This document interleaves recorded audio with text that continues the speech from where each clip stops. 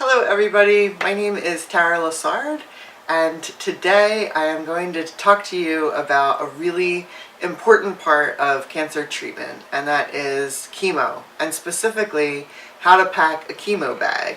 This is now my 34th chemotherapy yesterday, so I've been all around the world and back again about what to do when you go to chemo, and I've come up with a lot of helpful tips.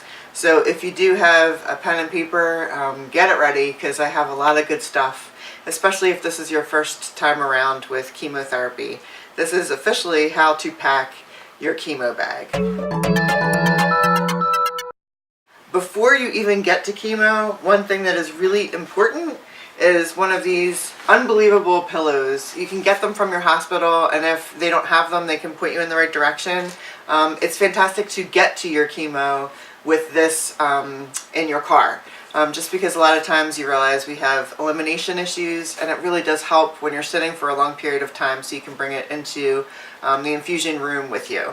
As far as the chemo bag itself, I've learned that initially backpacks were the thing, but this backpack actually has a handle, and therefore you can walk it along with you. As the beginning of the day, you know, you're fresh-faced and feeling, you know, anticipatory, you have a lot of energy. As the day wears on, and especially trying to navigate through hallways and then get to your car, it is so much easier to just be able to have a backpack that has wheels that you can drag along behind you and not carry on your back, especially for all of us with ports. The port tends to be sensitive after you're done with chemo as well, so just not having to have that burden on your shoulders. I also use a cane, so it's like one more thing you have to worry about with a backpack, and this is just so much easier. So rolling backpack. I'm going to get through all of this stuff really quickly, but one by one.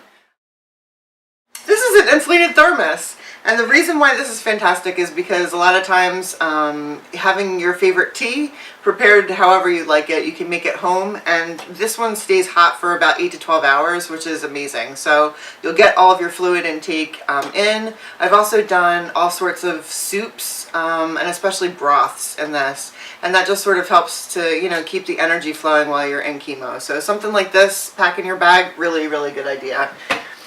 Your vitamins. Don't forget to pack your vitamins before you go to chemo.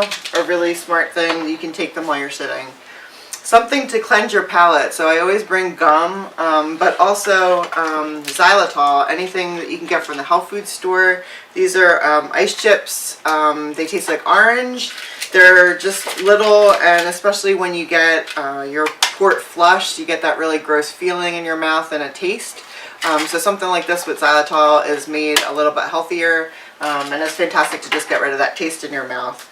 Any type of ginger chews, especially if you tend to have upset stomach or a little bit uncomfortability, something with ginger in it is always really good to pack in your bag. You can just pop them when you have, you know, some stomach stuff, a little bit uncomfortable. Something that is wonderful for your lips. This Carmax is really good. Just it has no color, but it has really good lasting power, and it helps a lot with just keeping your lips not cracked and healthy. Of course, with bathroom issues, and I'm just going to just, as an aside, there's all kinds of bathroom issues that come with chemotherapy, so poopery is an absolute must. Especially if you have a bathroom that you're sharing with other people. This is fantastic and will leave the bathroom feeling fresh and not awful. So on the whole level of bathroom issues, Preparation H totables are fantastic also for some sort of a cleansing, and it gives a little bit of coolness, especially if you have problems with hemorrhoids.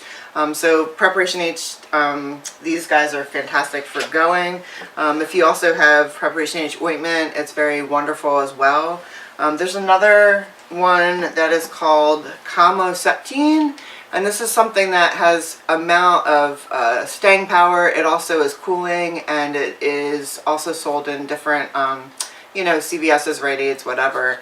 But this is really fantastic and also available without a prescription. So good stuff that way. Always make sure to bring Band-Aids, sometimes, especially if they're covering your port when you leave. The Band-Aids that they use sometimes are just tape with like, you know, some sort of a roll or cotton or something, and it tends to fall off. So Band-Aids will be really helpful.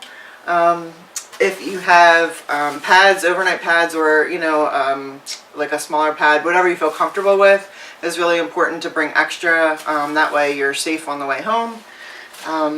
If you have to not have a private bathroom and you have a public bathroom when you're using the restroom, disposable paper toilet seat covers are really fantastic because you don't know who went before you or if they got sick, and just, with our immune systems being a little bit reduced, it's a really good idea to use these wherever you go. Cover yourself that way.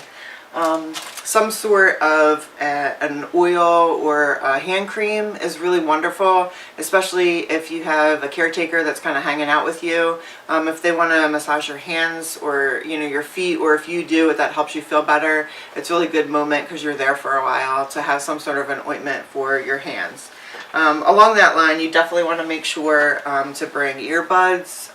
They have televisions usually that are right there, but also your iPhone or your iPad, or if you have your telephone, you can plug in and either listen to music or movies, but at least it's private and you're not going to have to raise a level for everybody else around you.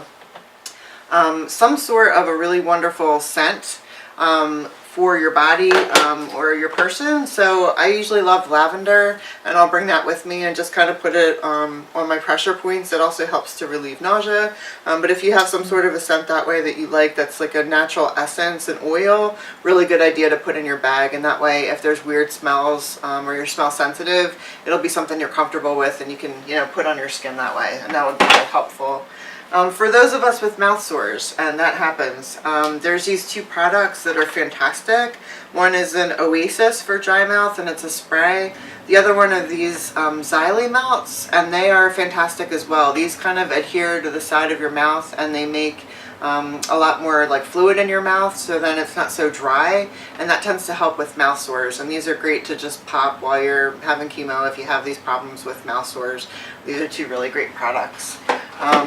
Also, to have some sort of antibacterial gel. You're always running up against germs and things of that nature, so really good to put in your bag. So the next thing I want to talk about is your charging cable. Please don't leave the house without it. With recent things that I'm doing with chemotherapy, I'm in desensitization, which means that I'm in chemo for between 7 to 10 hours sometimes, and you're definitely going to want to remember your charging cable because you're there for a very long time. So whether you're watching video, talking on the phone, texting, really good idea to remember. While you're there, you're going to want to pick up one of these nausea bags and vomiting bags. They're good to have in your bag just in case for some reason you do get sick, either there or on the way home. It's just really good to have on your person because you can generally feel that it's coming and you don't want to be caught without one, let's put it that way. These are wonderful because with ports, they tend to hurt a bit once you first get them. So if this is your first time with chemo and you've been accessed, especially on the way home, these are fantastic because you can put them on your seatbelt, and then when they're turned inward, either one side or the other if you're driving, then you're protected that way for your port. And it tends to get just a little sensitive when you've had chemo, after chemo. So on the way home, these really do help in your car. Comfy socks are really fun to have when you're at chemo, especially if they have the bottoms that don't skid. You're there for a while and you can just kind of get comfy. Most of the time they offer you warm blankets, so if they don't for whatever reason, a blanket might be a good idea too for your lap, but most of the time they offer you blankets.